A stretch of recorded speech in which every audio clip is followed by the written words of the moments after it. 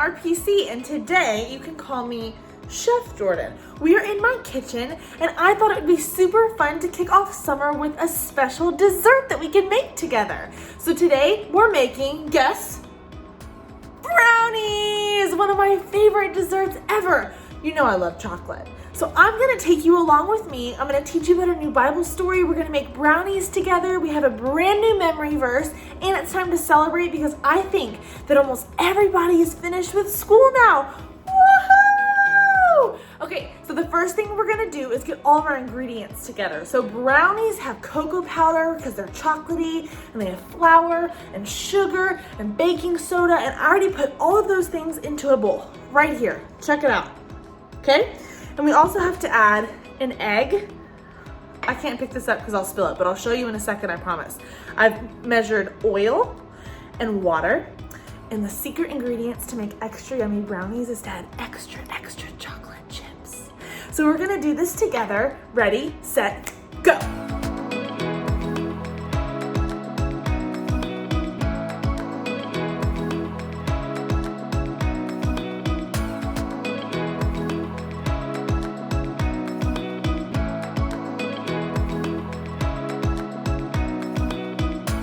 Okay, the brownies are in the oven. I can already smell them. Did you guys see me put those extra chocolate chips at the end? Ooh, it makes them really super chocolatey. So I want to know what your favorite thing to make is. Maybe you're really good at making a bowl of cereal, or you can cut up your own strawberries and fruit, or maybe you know how to make scrambled eggs, or maybe something even fancy like spaghetti. I want to know what your favorite thing to make is, and I want you to post it in the comments below, and one lucky winner will get Domino's pizza delivered to their house this week. Okay, cool.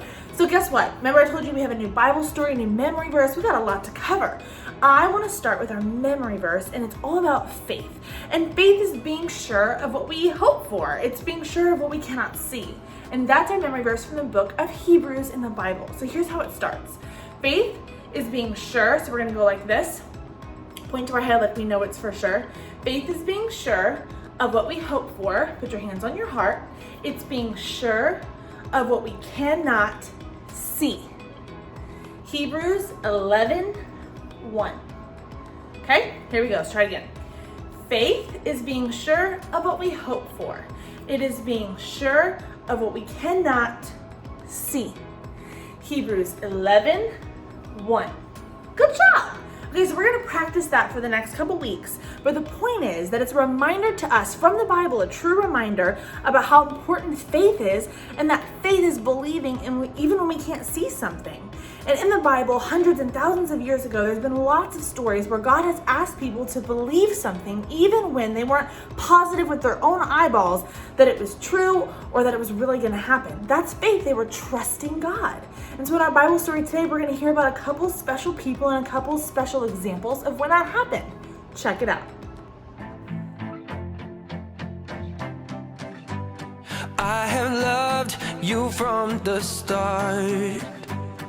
I have seen your hurting heart, and you feel so lonely, but you keep on hiding, 'cause you feel so guilty for what you've done. But there's no distance too far that I can't reach you. There's no place that's so dark that I can't find you. Anywhere that you are, if you need proof, take a look at these scars. I know I love you. Doesn't matter, doesn't matter, doesn't matter what you've done. You are never never too far gone.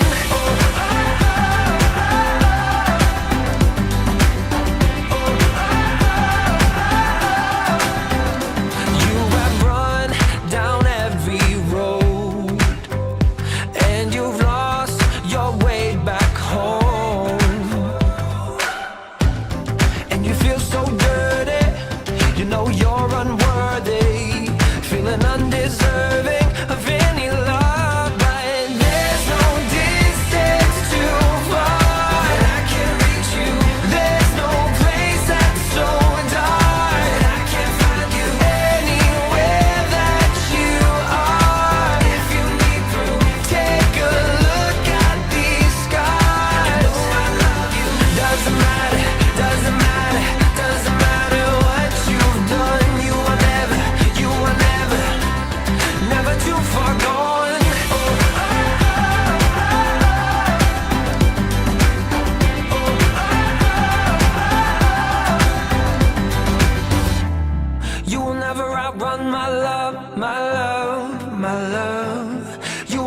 outrun my love, my love, my love. You will never outrun my love, my love, my love. You will never outrun my love. There's no distance too far that I can't reach you. There's no place that's so dark that I can't find you. Anywhere that you are, if you need proof, take a look at these scars. I love you. Doesn't matter, doesn't matter, doesn't matter what you've done. You are never, never too far gone. Never too far gone. Never too far gone.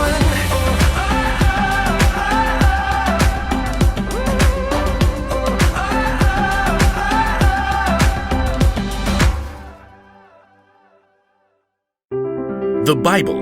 It's 66 books of history, stories, letters, and poetry that fit together to form God's one big story. The epic adventure of how He created us and loves us so much that He made a way to rescue us. As we travel through the Bible, from Genesis to Revelation, we discover people who met God and found their lives changed forever. Now for an amazing story, inspired by the book of Hebrews, chapters 11 and 12. Gotta have a little faith, faith, faith, faith. Keep the faith. Take a leap of faith. You know, a lot of people toss around the word faith lately. We say you can break the faith, or just take it all on blind faith.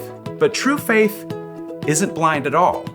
It's much more than just an inspirational word. True faith has to do with believing in all the things you can't see, because you start with what you can see. Now, we can't see God with our physical eyes, but we can see the stories of people who came before us. They lived in a broken world like we do, but they chose to follow God. They chose to trust His promise that one day He would send a rescuer that would make everything right again. The writer of Hebrews in the New Testament tells us about some of these men and women in God's story. People like Noah, people like Abraham. Abraham. When God called Abraham, he was already getting old. He and his wife Sarah didn't have kids. Leave your country and your people. Leave your father's family. Go to the land I will show you. All nations on earth will be blessed because of you. God was planning on sending His rescuer as one of Abraham's great, etc. grandchildren. But still, even though Abraham had God's promise, he still couldn't see the one God was sending. Still, Abraham went on a wild adventure, following God's call. And even his descendants, Isaac, Jacob, and Joseph, all chose faith in God. Moses, too, was called by God from the fiery heart of a burning bush. Even though he was raised by Pharaoh's daughter, he chose to stand with his own people and face Pharaoh's anger to win freedom. We read about it like this in the book of Hebrews. Moses suffered shame because of Christ. He thought it of great value.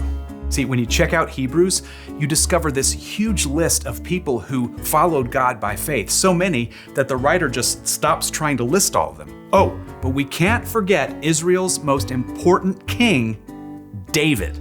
Get up and anoint him. This is the one. Even though God had promised David would be king, though, David spent years on the run from King Saul, fearing for his life. Still, he chose to trust God. The Lord is my shepherd. He gives me everything I need.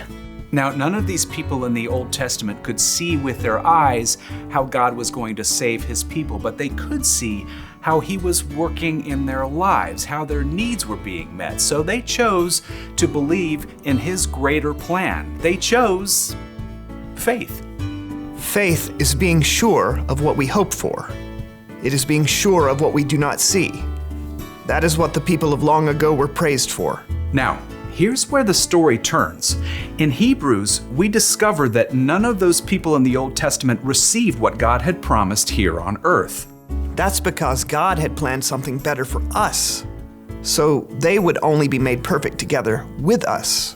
God's plan includes all of us from the very beginning of creation. So at just the right moment, at the perfect point in time, God sent his rescuer, the hero, his very own son, Jesus. Jesus showed us how to live.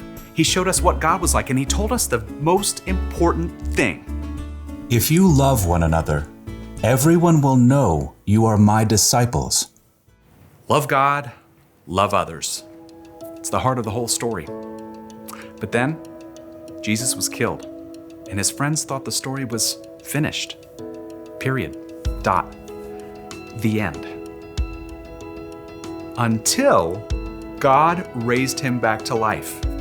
Jesus has defeated death, and those who follow him can live with him forever. But how do you follow someone you can't see? Well, that brings us back to faith. Let us keep looking to Jesus. He is the one who started this journey of faith, and he is the one who completes this journey of faith. He paid no attention to the shame of the cross. He suffered there because of the joy he was looking forward to. So think about him. Then you won't lose hope. The early believers, Peter and John and other followers of Jesus, had seen him teach and heal. They saw him after God raised him to life. But after Jesus returned to heaven, the believers continued to live by faith. We have to speak about the things we've seen and heard. Because of what the new Christians in the early church had seen, they could believe in what they could not yet see, the end of the story, where God makes everything right. They kept the faith, and because they did, we can choose faith too.